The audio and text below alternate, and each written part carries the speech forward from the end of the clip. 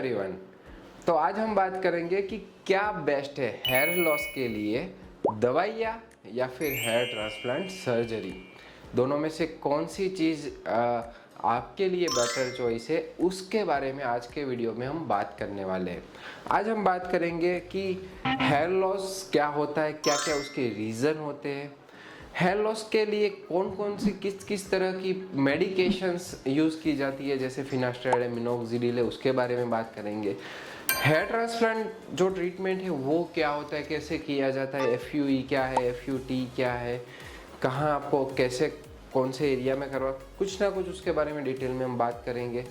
फिर हम बात करेंगे कि दवाइयाँ लेने के क्या फ़ायदे हैं और नुकसान है, हेयर ट्रांसप्लांट करवाने के क्या फ़ायदे और नुकसान है।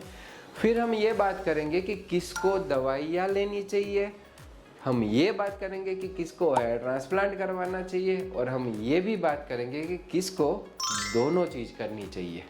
तो सबसे पहले हम बात करते हैं कि हेयर लॉस होता क्यों है। Male pattern baldness. Male pattern baldness ये पुरुषों में हेयर लॉस करने के लिए सबसे बड़ा रीज़न माना जाता है पूरी दुनिया में। मेल पैटर्न बॉल्डनेस एक ऐसी चीज़ है जो हार्मोनल भी है, जैसे कि जेनेटिक भी है और हार्मोनल भी है। यानी कि जेनेटिकली जिनके फादर, ग्रैंडफादर, नाना, मामा, चाचा, इनको अगर गंजापन हो रहा है तो उनमें से उनकी नेक्स्ट जो जनरेशन है उसमें वो प्रॉब्लम होने के चांसेस बढ़ जाते हैं।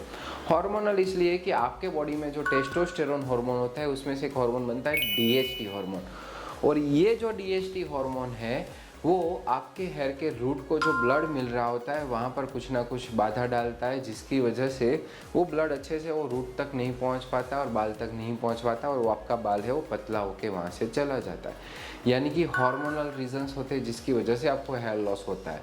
तीसरा है न्यूट्रिशनल। हमारे देश की अगर मैं बात करूँ तो B12, कैल्शियम, आयरन, जिंक, ये सारी डेफिशिएंसी काफ़ी पाई जाती है, चाहे वो छोटी उम्र के लोग हो, बड़ी उम्र के लोग हो।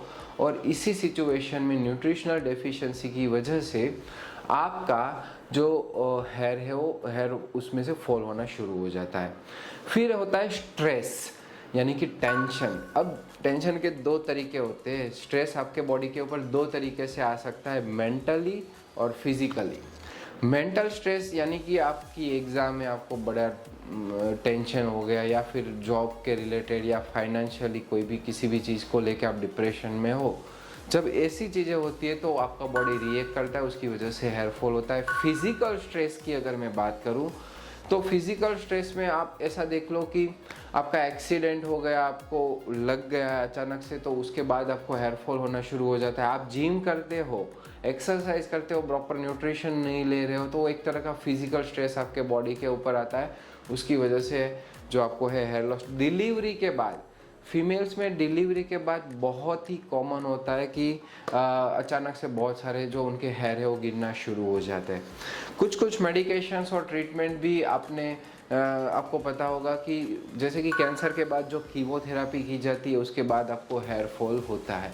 कुछ इन्फेक्शंस ऐसे होते हैं जैसे कि कोरोना हो गया, डेंगू, मलेरिया, इसके बाद इन्फेक्शन टाइफॉइड हो गया, तो ये सब चीज़ों के बाद आपको हेयर फॉल होना बढ़ जाता है।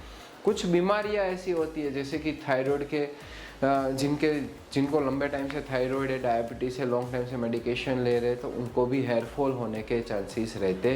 तो ये सारे रीज़न है, बहुत सारे रीज़न है, मैंने आपको सिर्फ कॉमन चीज़ें बताई, बट ये सब रीज़न की वजह से आपको हेयर फॉल, हेयर लॉस हो सकता है।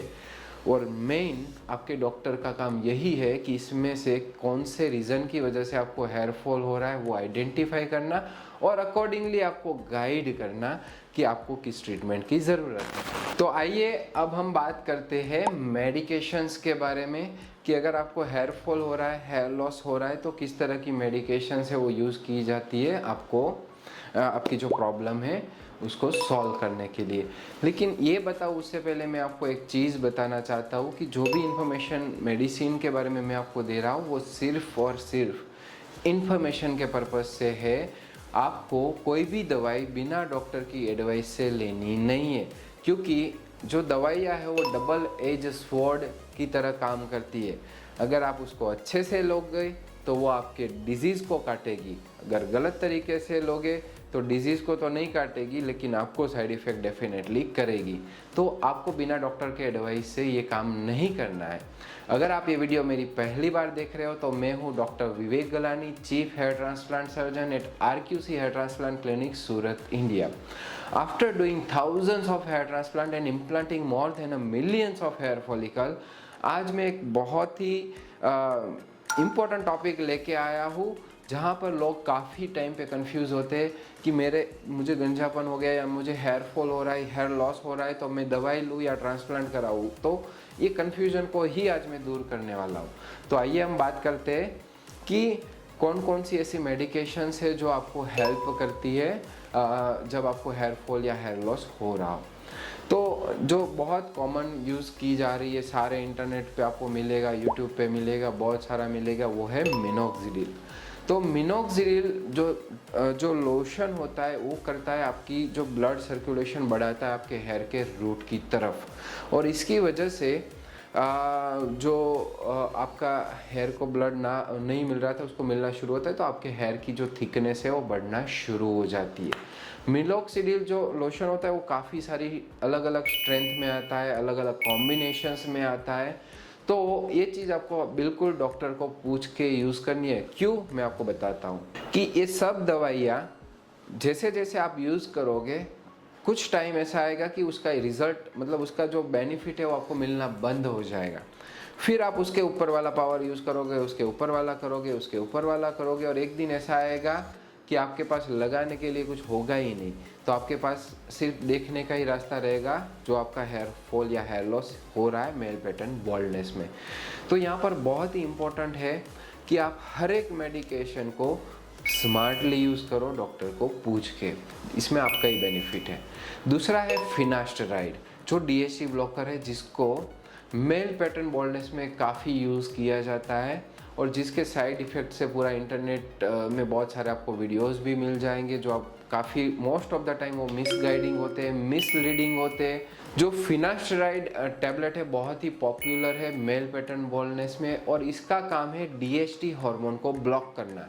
जो आपको मेल पैटर्न बॉल्डनेस हो रही है वो आपके DHT हार्मोन की वजह से आपको होता है, और जो फिनास्टेराइड टैबलेट है वो ये हार्मोन को ब्लॉक करता है। तो आपका मेल पैटर्न बॉल्डनेस जो है उसको कंट्रोल करने में फिनास्टेराइड आपको काफ़ी हेल्प करती है। कई बार हमें पेशेंट पूछते हैं कि सर ये फिनास्टेराइड है तो क्या उसकी जगह में कुछ और यूज़ नहीं कर सकता, कुछ और ट्रीटमेंट नहीं करवा सकता। फिनास्टेराइड टैबलेट है, उसका काम DHT हार्मोन ब्लॉक करना है, और DHT हार्मोन को ब्लॉक कर सके ऐसी कोई और मेडिकेशन अभी नहीं है। फिनास्टेराइड और ड्यूटास्टेराइड ये 2 टैबलेट ऐसी है जो DHT हार्मोन को ब्लॉक करती है। यानी कि दूसरी चीज़ें आप यूज़ तो कर सकते हो, बट यूज़ करने के बाद आप ऐसा एक्सपेक्ट नहीं कर सकते कि जैसा आपको फिनास्टेराइड या ड्यूटास्टेराइड रिजल्ट देता है वैसा ही आपको ये सारी बाकी ट्रीटमेंट जो है वो रिजल्ट्स देगी। अब हम बात करते हैं कि जो ये मेडिकेशंस है वो कैसे वर्क करती है।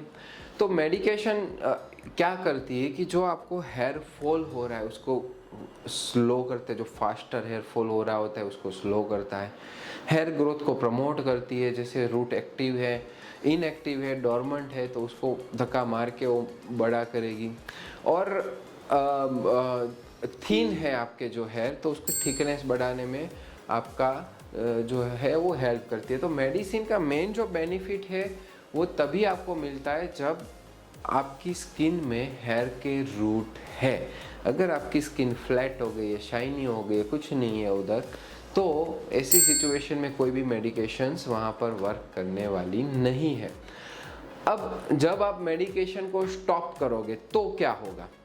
आपने कई बार सुना होगा कि मेडिसिन तो मैंने लिया था, 6 महीने लिया, 8 महीने लिया, फिर बंद किया तो वापिस से हेयर ग्रोथ शुरू हो गया, या फिर डबल स्पीड से हेयर ग्रोथ होना शुरू हो गया। तो बिल्कुल सही बात है, अगर आप मेडिकेशन को अचानक से बंद करोगे, खुद शुरू करोगे और खुद बंद करोगे तो आपको ये सब सारी समस्या आना नक्की है। लेकिन यही चीज़ जब आप गाइडेंस में करोगे तब बिल्कुल भी ऐसे साइड इफ़ेक्ट नहीं होते, बिकॉज आपके डॉक्टर को एग्जैक्टली मालूम है कितना टाइम दवाई चलनी है, कब बंद करनी है और कैसे बंद करनी है। अगर आप वो चीज़ करोगे तो डेफिनेटली आपको जो मेडिसिन है उसको रोकने के बाद उसके जो भी आपके जो बाल है वो उसको मेंटेन करने में आपको बेनिफिट मिलेगा। तो इन दी एंड कंक्लूजन यही है, अगर आप दवाइयाँ लेना बंद करोगे तो जो भी बाल दवाई से अच्छे हुए थे वो वापिस से चले जाएंगे। और ये सिर्फ मैं दवाई की बात नहीं कर रहा हूँ, ये दुनिया में जितनी भी ट्रीटमेंट है, चाहे वो पीआरपी ट्रीटमेंट है, मेजोथेरापी है, स्टेम सेल थेरापी है, लेज़र ट्रीटमेंट्स है, आयुर्वेदिक ऑयल है, आदिवासी ऑयल है, या और कोई ऑयल है, कोई भी चीज़ जिसको लगा कि आप अपने बाल अच्छे कर रहे हो, वो चीज़ को आप लगाना बंद करोगे तो फिर से आपके बाल जाने वाले हैं। और ये लागू पड़ता है मेल पैटर्न बॉल्डनेस में, ना कि न्यूट्रिशनल डेफिशिएंसी में या अन्य कोई बीमारियों में। न्यूट्रिशनल डेफिशिएंसी है, आप न्यूट्रिशनल डेफिशिएंसी ठीक करोगे तो आपका हेयर फॉल रुक जाएगा, बिना तेल के भी रुक जाएगा अगर आप सिर्फ वो न्यूट्रिशन को ठीक कर रहे हो। स्ट्रेस रिलेटेड हेयर फॉल हो रहा है, डैंड्रफ के रिलेटेड हेयर फॉल हो रहा है, तो उसको आप ठीक करोगे तो ऑटोमेटिक आपका जो हेयर फॉल है वो रुक जाएगा, वो बार बार नहीं होगा। तो ये सारी जो मेडिकेशंस की हमने बात की वो मेल पैटर्न बॉल्डनेस की बात है कि अगर आप उसको बंद करते हो तो उसका जो इफेक्ट है वो वापस, क्योंकि मेल पैटर्न बॉल्डनेस पूरी लाइफ प्रोग्रेशन में रहता है, वो फिर से आपको डेफिनेटली आपका जो हेयर लॉस है वो करता है। अब हम बात करते हैं साइड इफेक्ट्स के बारे में। तो फिनास्टेराइड और मिनोक्सिडिल के बारे में, मिनोक्सिडिल की अगर मैं बात करूं तो उसमें अल्कोहल कंटेंट रहता है, तो आप जब भी लगाओगे आपके हेयर जो होते हैं वो ड्राई हो जाते हैं, आपकी स्किन ड्राई हो जाती है, इरिटेशन होता है, इचिंग होता है। तो उसको धीरे धीरे लगाना होता है, जो आपके डॉक्टर आपको डेफिनेटली बताएंगे कि कैसे आप सेंसिटिविटी डेवलप कर, जो रेजिस्टेंस जो है वो डेवलप कर सकते हो कि जिससे आपको इरिटेशन ना हो। तो स्लो करने से, स्लो कम पावर में करने से आपको जो है इरिटेशन के चांसेस कम हो जाते हैं। कुछ अल्कोहल फ्री लोशंस को भी मार्केटिंग करके बताया जाता है, तो लोग ज़्यादा पैसा देके वो यूज़ करते हैं, बट मेरे एक्सपीरियंस से वो इतना ज़्यादा कोई बेनिफिशियरी होता नहीं है। तो वो डिपेंड करता है कि आपकी स्किन कितनी ऑयली है, आपकी स्किन कैसी ड्राई है, आप जहाँ पर रहते हो वहाँ का वेदर कैसा है, ठंडा है, गर्म है, ये सब चीज़ों को देखते हुए वो लोशन को यूज़ करना है, ना कि उसके ऊपर मार्केटिंग का जो थप्पा लगाया है वो यूज़ करके आप उसको यूज़ करो। तो ये सब चीज़ आप डेफिनेटली माइंड में रख सकते हो। फिनास्टेरॉइड की अगर बात करें तो जो फिनास्टेरॉइड डीएचटी ब्लॉक करता है, तो DHT blocker, DHT hormone actually आपके बॉडी में वो आपका सेक्सुअल हार्मोन होता है जो टेस्टोस्टेरोन में से बनता है। तो अगर कोई फिनास्टेरॉइड लेता है तो 1% चांसेस होता है कि उनको सेक्सुअल साइड इफ़ेक्ट्स हो सकते हैं, जिसमें क्या क्या हो सकता है कि भाई आपका जो लिबिडो है वो डिक्रीज हो सकता है, मतलब आपको जो फिजिकल रिलेशनशिप बनाने की जो डिज़ायर है वो कम हो सकती है। कभी कभी उसमें गायनिकोमास्टिया ये सब चीज़ें देखी गई है बुक्स में। इन रियलिटी मेरा अगर पर्सनल में एक्सपीरियंस बताऊँ तो मेरे इतने सारे पेशेंट है, बहुत लेस देन 1% से भी कम मेरे पेशेंट है जिनको कुछ ना कुछ साइड इफेक्ट इनसे दिखे थे, जो हमने कम डोज करके या फिर मेडिसिन बंद करके उसको रिजोल्व किया था। But majority of the patient को उससे बेनिफिट मिलता है। तो आपको पहले से नेगेटिव बिल्कुल नहीं सोचना है कि भाई इसके तो ऐसे ऐसे साइड इफ़ेक्ट होते हैं। देखो जो भी साइड इफ़ेक्ट है कम्प्लीटली रिवर्सिबल है, दवाई लोगे फ़ायदा मिलेगा, साइड इफ़ेक्ट हो गए आप दवाई बंद कर दो, साइड इफ़ेक्ट भी चला जाएगा, उससे मिलने वाला बेनिफिट भी चला जाएगा। तो बिना ट्रायल किए आपको डिसीजन नहीं लेना है, आपको डेफिनेटली पहले ट्राई करनी है, उसके बाद ही अगर कोई प्रॉब्लम होती है तो आप मेडिसिन ना लें। तो ये हो गई बात मेडिकेशन के बारे में। अब मैंने जैसे आपको बताया था हेयर ट्रांसप्लांट के बारे में भी थोड़ा आपको बताता हूँ। हेयर ट्रांसप्लांट ऐसी चीज़ है जहाँ पर जो मेडिकेशंस वर्क नहीं करती, यानी कि मैंने जैसे बताया कि मेडिकेशन जहाँ पर आपका रूट नहीं है, जहाँ पर स्किन आपकी शाइनी हो गई है, फ्लैट हो गई है, जहाँ पर कोई भी ट्रीटमेंट से बाल नहीं आने वाला है, वहाँ पर हम रूट इम्प्लांट करते हैं और इस प्रोसेस को हेयर ट्रांसप्लांटेशन बोलते हैं। जहाँ पर आपका डोनर एरिया यानी कि सिर के पीछे का हिस्सा हो गया, दाढ़ी का हिस्सा हो गया, आपके छाती का हिस्सा हो गया, यहाँ सब जगह से हेयर लिए जाते हैं और जहाँ पर आपको बाल्डनेस की प्रॉब्लम है वहाँ पर वो हेयर को लगाए जाते हैं। आइडियली ये जो प्रोसीजर होता है वो 6 से 7 घंटे का प्रोसीजर रहता है और ये प्रोसीजर के बाद जो रिकवरी टाइम रहता है वो 6 से 7 दिन का रहता है, जिसके अंदर आपको कुछ ना कुछ एंटीबायोटिक्स, पेन किलर्स वगैरह दिया जाता है ताकि प्रोसीजर के बाद आप कंफर्टेबल रहो, ज़्यादा पेन ना हो। जो पूरा प्रोसीजर है उसको अंडर लोकल एनेस्थीसिया परफॉर्म किया जाता है, यानी कि आपकी स्किन को नम कर दिया जाता है ताकि प्रोसीजर के दौरान आपको पेन ना हो। हेयर ट्रांसप्लांट यहाँ पर हो रहा होता है, इसकी वजह से काफ़ी लोगों को फियर होता है कि भाई कहीं मेरे दिमाग को डैमेज ना हो जाए या फिर कोई और प्रॉब्लम ना हो जाए, फेस पे स्वेलिंग आ जाती है तो कोई और प्रॉब्लम ना हो जाए। तो मैं आपको बताता हूँ कि हेयर ट्रांसप्लांट है वो होता तो यहाँ पर ही है, बट होता एक्चुअली आपके स्किन के अंदर है। तो बहुत ही ऊपरी हिस्सा में हेयर ट्रांसप्लांट किया जाता है, दिमाग या ब्रेन तक जाने की तो कोई बात ही नहीं है। तो आप बिल्कुल ना डरे। कभी लोगों को ऐसा लगता है कि पेन बहुत ज़्यादा होता है, सिर में हो रहा है तो पेन बहुत ज़्यादा होता होगा, ऐसा भी बिल्कुल नहीं है। मुझे तो इतना पता है कि अगर आपको हेयर लाइन नहीं है, आपको बॉल्डनेस है और उसको आप ट्रीट करवाना चाहते हो, तो हेयर ट्रांसप्लांट से अच्छा कोई ट्रीटमेंट नहीं है। मे बी एक दिन 2 दिन आपको थोड़ा सा इधर उधर अनकंफर्टेबल लगे, लेकिन वो चीज़ जो आप डेली सहन करते हो उससे काफ़ी अच्छी है। डेली मतलब जो आप लुक, आपके जो लुक से जो आप सेटिस्फाइड नहीं हो, जहाँ पर आप फ्रीली नहीं जा पाते हो, फ्रेंड्स के साथ एंजॉय नहीं कर सकते हो, या फिर कहीं पे भी आपको इमीडिएटली मीटिंग में बैठे हो ऐसा लग रहा है कि लोग मुझे जज कर रहे हैं, यानी कि जहाँ पर भी आपका जो कॉन्फिडेंस है वो ब्रेक हो रहा है डेली टू डेली लाइफ में, तो उससे कहीं ना कहीं आपकी जो मेंटालिटी है, आपकी जो साइकोलॉजिकल, आपकी जो लाइफ मेंटल हेल्थ है, उसके ऊपर उसका इम्पैक्ट आता है। तो ऐसी चीज़ों में हेयर ट्रांसप्लांट एक ब्लेसिंग है, बहुत अच्छा आपको बेनिफिट डेफिनेटली देती है। उसके बाद अगर हम रिज़ल्ट की बात करें तो ट्रांसप्लांट का रिज़ल्ट कब आता है? ट्रांसप्लांट का रिज़ल्ट आते आते आपको 8 से 12 महीने का टाइम लगता है, क्योंकि शुरुआत में ट्रांसप्लांट के बाद शेडिंग फेज़ होता है, 3 महीने तक शेडिंग फेज़ चलता है, जहाँ पर ट्रांसप्लांट की वो हेयर गिर जाते हैं और फिर धीरे धीरे वो ग्रोथ होना शुरू करता है। 6 महीना, 8 महीना, 10 महीने तक आपको काफ़ी अच्छा रिज़ल्ट देखने को मिलता है। तो अब हम बात करेंगे कि हेयर लॉस के जो मेडिकेशंस होते हैं उसके क्या फ़ायदे हैं और क्या डिसएडवांटेज है, और हेयर ट्रांसप्लांट के क्या फ़ायदे हैं और क्या डिसएडवांटेज है। तो सबसे पहले हम मेडिकेशन से शुरुआत करते हैं। तो मेडिकेशन जो है वो नॉन इन्वेजिव होता है, मतलब उसमें कोई सर्जरी वगैरह नहीं होता है। सिंपली आप मेडिसिन लगा सकते हो, मल्टीविटामिन टेबलेट्स ले सकते हो, कोई प्रॉब्लम नहीं है। दूसरा, वो अफोर्डेबल होती है, मतलब उसमें कम खर्चा लगता है आपको। तो ये मेजर फैक्टर होता है कि लोग सर्जरी ना चूज़ करके मेडिकेशन यूज़ करने का प्लानिंग करते हैं, बिकॉज़ वहाँ पर आपको खर्चा कम होता है और सर्जरी का फियर भी नहीं होता है। और तीसरा कि इसके लिए आपको बार बार क्लिनिक नहीं आना पड़ता है, आप घर पे बैठे भी जो मेडिकेशन है उसको यूज़ कर सकते हो। अब हम बात करते हैं कि इसके नुकसान या डिसएडवांटेजेस क्या है। तो जैसे मैंने बताया कि मेडिसिन से आने वाला जो रिज़ल्ट है, वो मेडिसिन आप बंद करोगे तो वो चला भी जाएगा, मतलब कि आपको मेडिसिन का किसी ना किसी तरीके से उसको कंटिन्यूसली आपको यूज़ करना पड़ेगा। दूसरा कि साइड इफ़ेक्ट्स जैसे मैंने बताया उसके होने के कभी कभी चांसेस रहते हैं। और तीसरा कि उससे मिलने वाले जो फ़ायदे हैं वो बहुत ही लिमिटेड है। मैंने जैसे बोला कि रूट होगा तो फ़ायदा होगा, रूट नहीं होगा तो फ़ायदा नहीं होगा।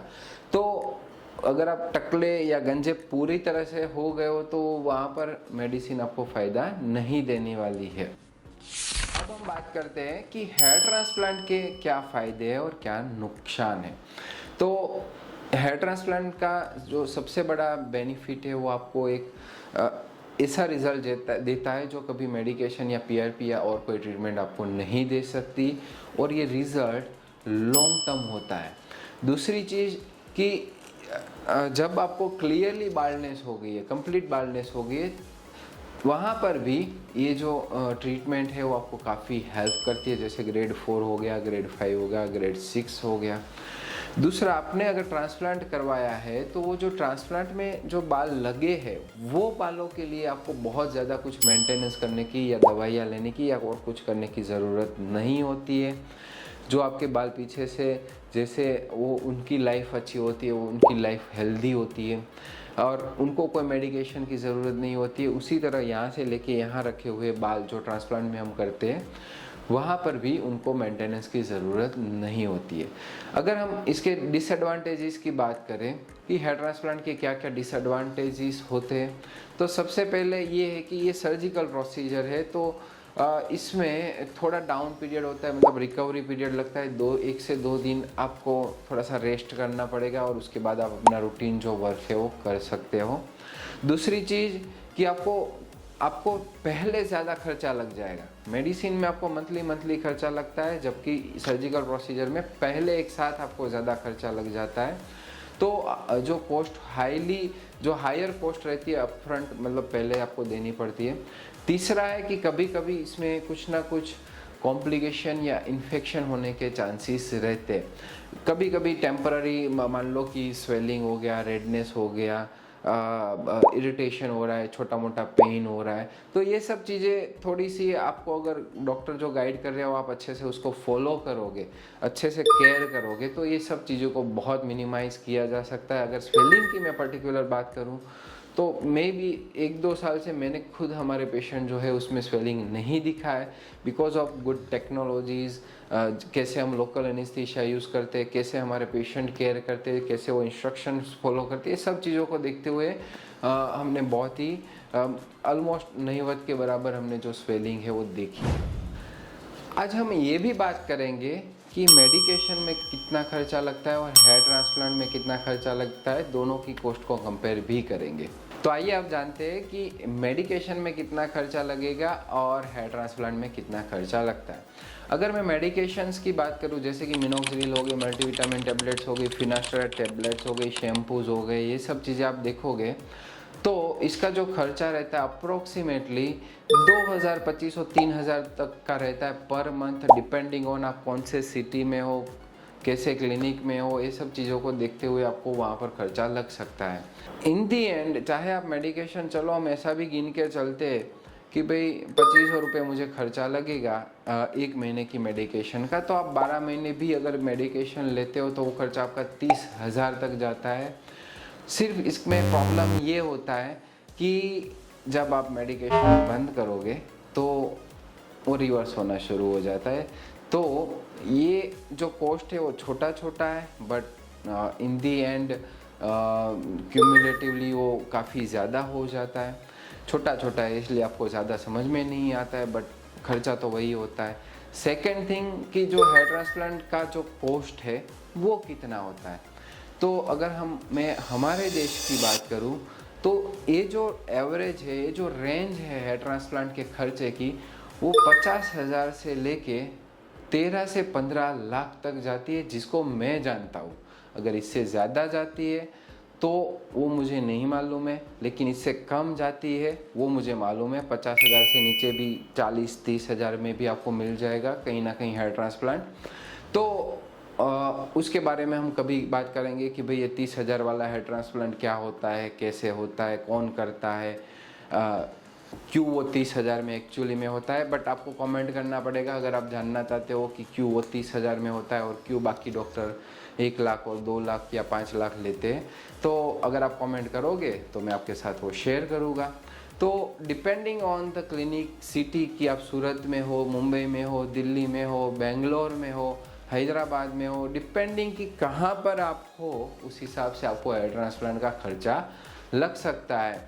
कैसे डॉक्टर के पास हो, कितने एक्सपीरियंस डॉक्टर के पास हो, आप 1 साल का एक्सपीरियंस डॉक्टर है उनके पास हो या 10 साल वाले के पास हो, 20 साल, आप ऐसे डॉक्टर के पास हो जिसने 500 पेशेंट ट्रीट किया है, ऐसे डॉक्टर के पास हो जिसने 5,000 पेशेंट ट्रीट किया है, ये सारी चीज़ें मैटर करती है कि आपको कितना खर्चा लगेगा, कितना कॉस्ट आएगा। अब हम बात करते हैं कि जो हेयर लॉस का मेडिकेशन है वो किसे यूज़ करना चाहिए, वो कौन वो लेने का सोच सकता है। तो देखिए, अगर आपकी प्रॉब्लम जो है वो न्यूट्रिशन के साथ जुड़ी हुई है, स्ट्रेस के साथ जुड़ी हुई है, दूसरी चीज़ों के साथ, मेल पैटर्न बोलनेस को छोड़ के कोई भी चीज़ के साथ जुड़ी हुई है, तो डेफिनेटली आपको उसके लिए मेडिकेशन ही यूज़ करना है। अगर आपको एलोपेशिया एरियाटा हो रहा है, उंदरी हो रही है, उसमें आप बोलोगे सर हेयर ट्रांसप्लांट कर दो, तो वो उसके लिए राइट ट्रीटमेंट नहीं है, उसको आप मेडिकेशन से भी ठीक कर सकते हो। अगर मेल पैटर्न बोलनेस की बात करूँ तो अगर आप अर्ली स्टेज में हो, जैसे कि अभी जस्ट आपकी हेयरलाइन रिसीड होना शुरू हुई है, बहुत ज़्यादा डैमेज नहीं हुआ है, आप वो बालों को कंट्रोल करना चाहते हो, आप प्रोग्रेशन को रोक के रखना चाहते हो, आप गंजापन बड़ा नहीं होना देना चाहते हो, तो ऐसी सिचुएशन में आपको मेडिकेशन जो होती है वो हेल्प करती है। ऐसी अगर आपके गोल ये है तो आप डेफिनेटली उसके लिए आप मेडिकेशंस यूज़ करिए। अगर आपकी एज 18-19 साल है, आपको हेयरलाइन थोड़ा बहुत रिसीड हुआ है, तो सीधा ट्रांसप्लांट के ऊपर मत जाइए, मेडिकेशन से आप उसको मैनेज कर सकते हो और ये चीज़ के लिए आपको आपके जो डॉक्टर है वो गाइड करेंगे। सेकेंड थिंग कि हेयर ट्रांसप्लांट किसको करवाना चाहिए, कि कौन हेयर ट्रांसप्लांट के लिए आइडियल कैंडिडेट होता है।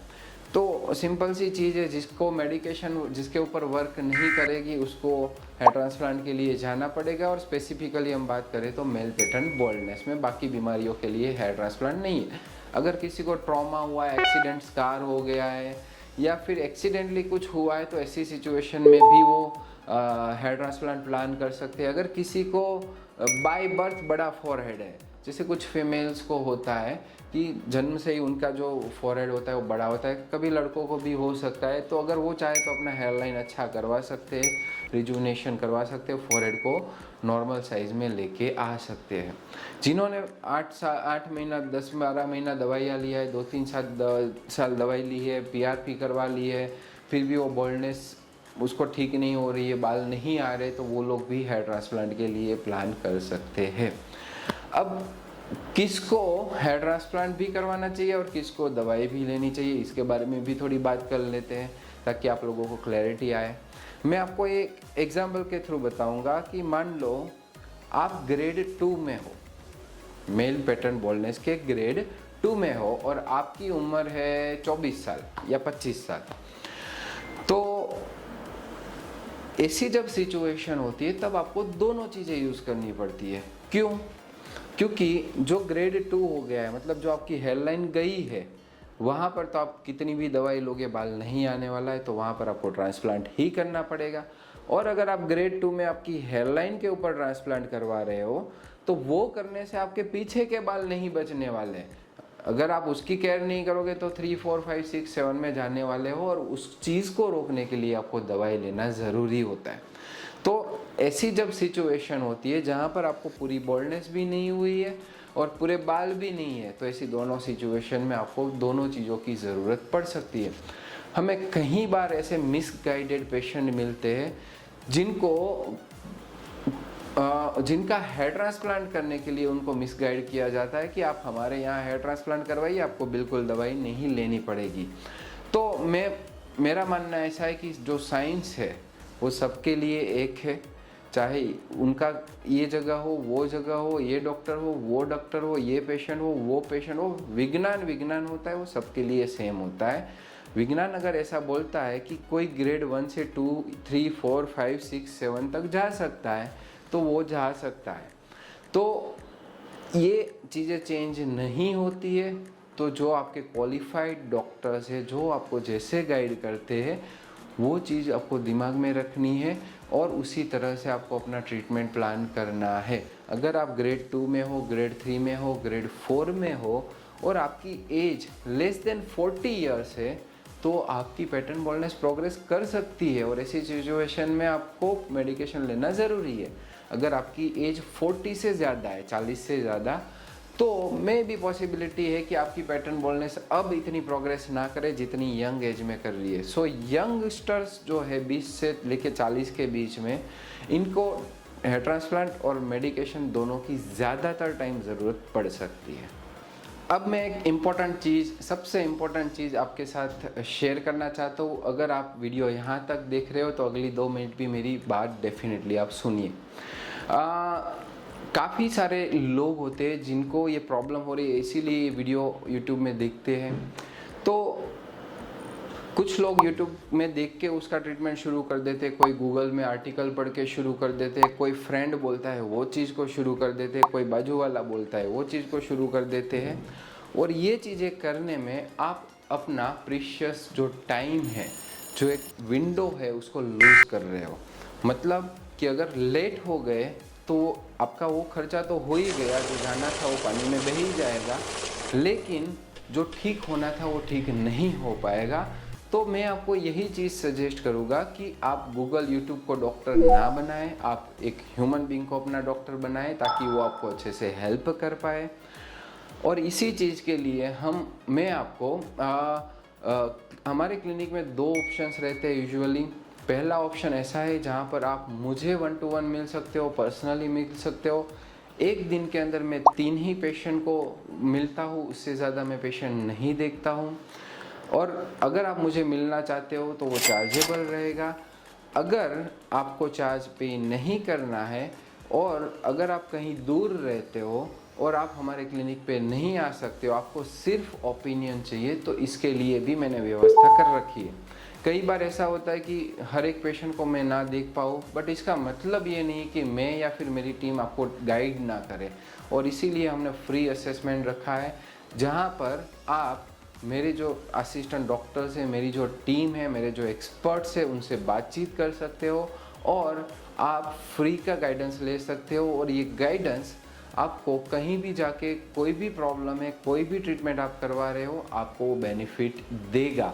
आपको वो क्लैरिटी मिलेगी कि भाई मैं आलतू फालतू तेल लगाऊं, या फिर मैं अपनी लाइफस्टाइल ठीक करूं, या फिर मैं कोई अच्छे डॉक्टर से ट्रीटमेंट लूँ तो क्या ट्रीटमेंट लूँ, मेडिसिन लूँ, हेयर ट्रांसप्लांट कराऊँ। मतलब कि हर एक तरह का वो गाइडेंस जो आपको आपकी यंग एज में हेल्प कर पाए, ताकि आप पहले अगर वो चीज़ को मैनेज कर लोगे तो आपको बाद में वो इतनी बड़ी नहीं होगी। और इसके लिए मैंने लिंक नीचे डिस्क्रिप्शन में रखा हुआ है, आपको जो अच्छा लगे वो आप सिलेक्ट करके आगे बढ़ सकते हो, क्योंकि और कोई आपकी मदद करने आने वाला नहीं है, आप खुद ही अपनी मदद कर सकते हो। Bye bye, take care.